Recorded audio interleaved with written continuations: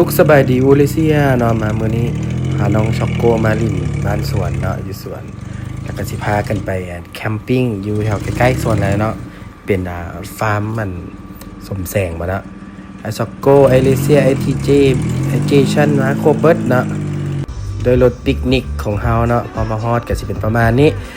ก็สิมีทีมงานอยู่แล้วอีกส่วนหนึ่งเนาะเพิ่นมาแล้วเนาะก็สิมีผู้สาวเนาะเพิ่นก็สิไปเบิ่งลมกับไอ้ช็อกโกไอ้เบิ่งแมวเบิ่งหมาแหละเนาะไอ้เจชันไอเลเซียแบบนี้บรรยากาศอยู่นี่โอเคหลายเนาะเพราะว่ามันเป็นส่วนตัวของเฮาจะอยู่บอนที่ว่าอยู่แถวทึงๆเนาะแถวทึงภูนี่แนมไปอีกฝั่งนึงมันก็จะเป็นน้ำของแบบนี้เนาะหลังจากซุ่มแซวแมวโพงอย่างแล้วเนาะก็สิเอารถเขามาจอดไว้เนาะอยู่หน้าห้องก็สิจัดแจงบำลาลูกๆเฮาไว้ก่อนเนาะอยู่หน้าห้องเนาะเอาเกลือข้าวเกลือน้ำให้กระเจ้าก่อนไอช็อกโก้กับไอเลเซียไอทีเจไอเจชั่นเนาะครบสุดเนาะรถมินิรถน้อยๆนี่เนาะแต่ว่ามีความอบอุ่นเนาะกสิพาส่วนไหลเวลาเห็น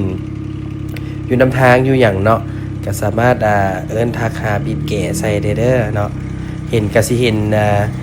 แมวกับหมาเลยนะเนาะอยู่ข้างหลังนี่เนาะอันนี้จะเป็นรถของอูเลเซียเนาะซึ่งหลังจากนั้นเฮาก็สิไปซุ่มแชร์กับเจ้าตื่มอีกบัดนึงเนาะเขาก็จะมาเอิ้นหาก็สิเอาแมวอย่างไว้อยู่หั่นก่อนเนาะก็สิมีอ้ายเอื้อยเนาะปิ้งซีนปิ้งหยังให้กันกินเนาะก็สิมีปิ้งปลาปิ้งหยังแบบนี้เป็นตะมวนดีแนะนำให้มาเลยมากินอยู่หน้าห้องนี่หน้าห้องแบบนี้เลยเนาะหลังจากนั้นก็สิกินนํกันกับทุกคนฮอตเดึกเติบพุ่นแล้วเนาะเพลงเขาก็เปิดสนั่นวันไหวเลยเพราะมีแต่ไทยเฮาแถวนี้อันนี้ก็สิมาเบิ่งไอช็อกโกไอเอากระดูกมาให้เรากินเนาะคือทอดลูกชายเด้เนาะอันนี้ก็ไอทีเจไอเลเซียแล้วก็ไอเจสันตัวขาวๆเป็นเจสันเนาะก็สิเอาไว้อยู่หน้าห้องนี่ก่อนเนาะก็หลังจากนั้นถ้าก็สิป้าน้องๆนี่พากันอยู่นี่เนาะกินแล้วก็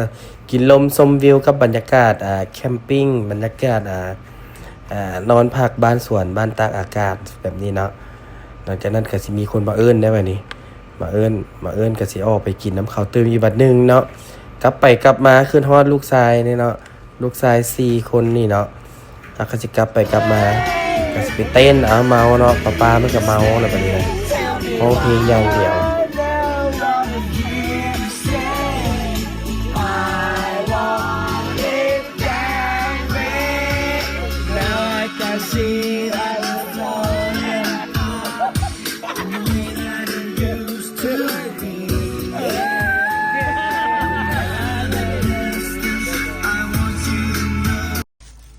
หลังจากนั้นเขาก็ลักหนีมาเนาะก็เข้ามาห้องนอนเนาะ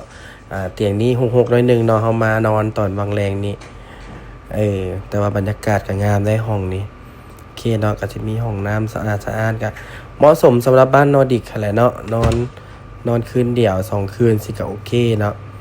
ก็ต่างว่าได้ออกมาปลดปล่อยรับลมรับอากาศสดๆเนาะแล้วห้องนี้เขาก็สิเปิดไว้อยู่แจ๋นี่เนาะไว้เบิ่งลูกชายเฮาอยู่นอกนี่ก็จะพากันอยู่นี่หลังจากนั้นก็สิพาไอ้ช็อกโก้อยากกินข้าวเนาะพาไอ้ช็อกโก้ไปย่างเลาะลิ้นแถวลุ่มพุ่นแหละบรรยากาศก็สิวังเวงหน่อยนึงเนาะเพิ่นเป็นมืดๆแน่เพราะว่ากระเจ้าดอกไฟกระเจ้าก็มีอยู่แต่ก็สิใส่อยู่เป็นเนาะเป็นช่วงแบบนี้นะเนาะให้ทุกคนพากันมาได้เด้อบรรยากาศโคตรดีเลยฟาร์มสมแสงเด้อเขาจะอยู่แถวโซน A เนาะโซน A นี่ก็สิมีหลายๆห้องพวกนี้ก็สิประมาณ600,000 ปลาย 800,000 ปลายแบบนี้มาเลือกนอนได้แล้วโซนแถวลมนี่ย่างมาเบิ่งเนาะก็จะเป็นโซนพวกรถนอนรถแคมปิ้งอย่างต่างๆแบบสไตล์ต่างประเทศนะเนาะไอ้ซ็อกโก้ก็ย่างเนาะพาเราสำรวจ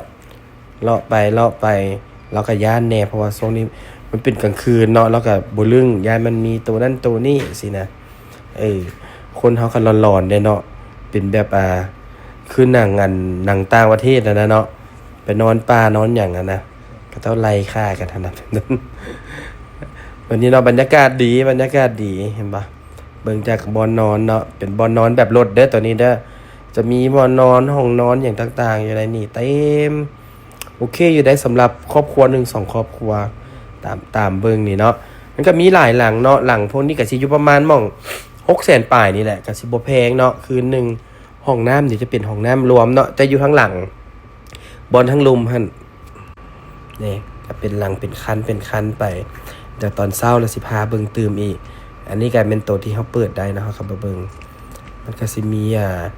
มีห้องมีบอนเฮ็ดแนวอยู่แนวกินเนี่ยเป็นรถบ้านนะประมาณแบบว่าเป็นรถบ้านแบบพวกต่างประเทศแบบคนต่างประเทศก็เจ้าอันขี่รถไปนอนบอนนั่นบอนนี่แบบนี้แต่โอเคได้สำหรับเฮาว่าแต่ถ้ายามร้อนนี่ก็สิร้อนแน่บัดนี้เฮาก็สิพาไอ้ช็อกโกเนาะอยากกินข้าวหิวมีแฮงไปซื้อต้มมีกินเนาะมีจอกพาเราไปย่างแล้วเราก็เมื่อยก็หิวไอ้ช็อกโกแล้วจะเป็นคนมักเลาะเราจะมักเลาะมักลิ้นมักย่างไปตลอดไอ้นี่นะบัดนี้ตื่นเช้ามาเนาะสำหรับตอนเช้านี่ก็สิเอาลูกๆออกมากินข้าวก่อนไอ้นี่ไอทีเจไอเลเซียเนาะถ้วยของเรานี่จะเป็นถ้วยสีฟ้านี่เนาะไอเลเซียไอเจชั่นนี่ไอเจชั่นจะเป็นถ้วยนี้ถ้วยเล็กนี่เนาะทุกคนจะบ่ญาติกันเนาะจะเป็นถ้วยไผถ้วยลาวจานไผจานลาวคือมาต่างถิ่นจังซี่ก็เจ้าจะบ่ค่อยกินข้าวหลายเนาะเพราะเขาเจ้ายังตื่นเต้นยังอหยังอยู่แบบนี้นะเนาะก็มีน้ำมีทรายแมวให้เนาะจะขี่ก็บ่ค่อยขี่ดอกเนาะเพราะว่ามาต่างถิ่นแน่เพิ่นก็สิมีแต่ alert เนาะเบิ่งบอนนั้นบอนนี่ไปสินะอันนี้ไอเจชั่นน่ะเป็นคนคำฮู้น้องลามูอันนี้น้องกลางอันนี้อายใหญ่เนาะส่วนไอซอกโก้จะเป็นน้องลามูเลยไอซอกโก้น่ะไอซอกโก้ก็จะเฝ้าอยู่นี่เนาะต้องได้มัดเราไว้แน่เนาะเพราะว่าบ่อยากให้เราไปรบกวนคนอื่นอย่างซี่นะเขาเอามาอยู่แต่ว่าเขาก็ได้เบิ่งบ่ให้เราไปรบกวนคนอื่นแบบนี้อันนี้ตอนเช้าเนาะเขาหลังจากกินแล้วเขาก็จะปาเราไว้ในหั่นเนาะพาเรายางรอแล้วก็พาเราอยู่ในหั่นอันนี้บรรยากาศอยู่ในเขาก็สิไว้เบิ่งเหมาะสำหรับผู้ที่ว่าฮักสัตว์เนาะฮักสัตว์มีลูกมีเต้าน้อยอย่างมานอนบรรยากาศดีเด้อแล้วก็มีพวกขี่สลิงอย่างต่างๆนั่นแหละอยู่เทิงนี่เนาะสามารถพากันไปเบิ่งได้เด้อไปเล่นได้เนาะหรือว่าสิไปกินข้าวสวยข้าวหยังอยู่หั่นก็ได้เนาะโอเคบรรยากาศดีอยู่นี่ทึกใจอาติอยู่ถ้าว่ายามหนาวนี่ยามหนาวยามหมอกนี่แห้งคักเนาะหลังจากนั้นก็สิกลับมาหลังจากกินข้าวเช้าแล้วบัดนี้ช็อกโก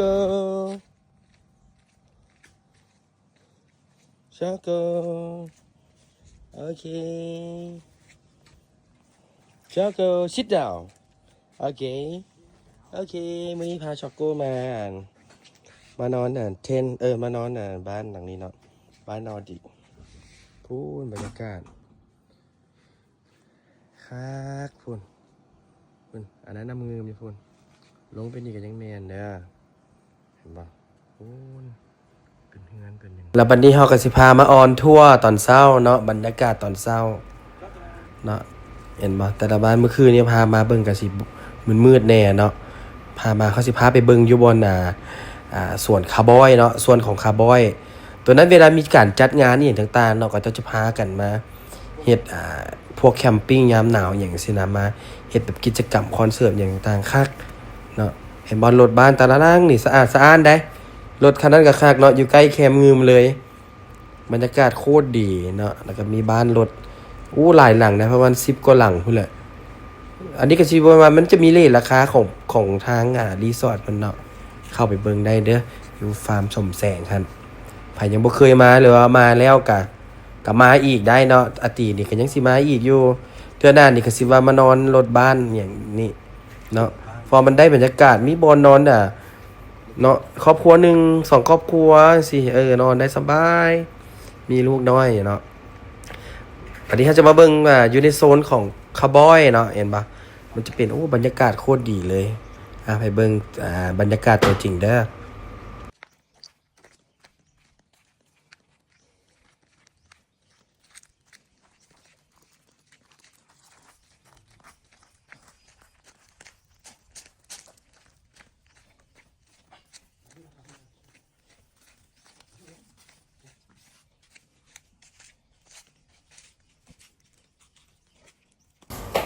หลังจากนั้นเฮาก็สิกะเกี่ยมเมื่อเนาะตอนสวยเฮาสิมีบนเฮาไปต่ออีกเนาะคือเก่าเห็นรถอูริเซียนี่แบบเก่าเนาะเป็นรถห้านเฮาเนาะเฉพาะเลยอันนี้ไอเจสันเด้อที่ว่าอุ้มอยู่นี่เดี๋ยวสิพาเข้าไปเบิ่งไอเจสันเข้าไปเบิ่งในห้องนอน เพิ่นมักได้มันเป็นห้องแอร์เย็นขนาดได้นี่เจสันเราจะเป็นเด็กน้อยที่ว่าคำฮู้เนาะ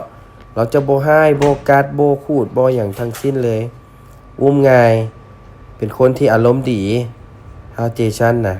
เราจะเป็นแมว2สีนะตาเราจะเป็น2สี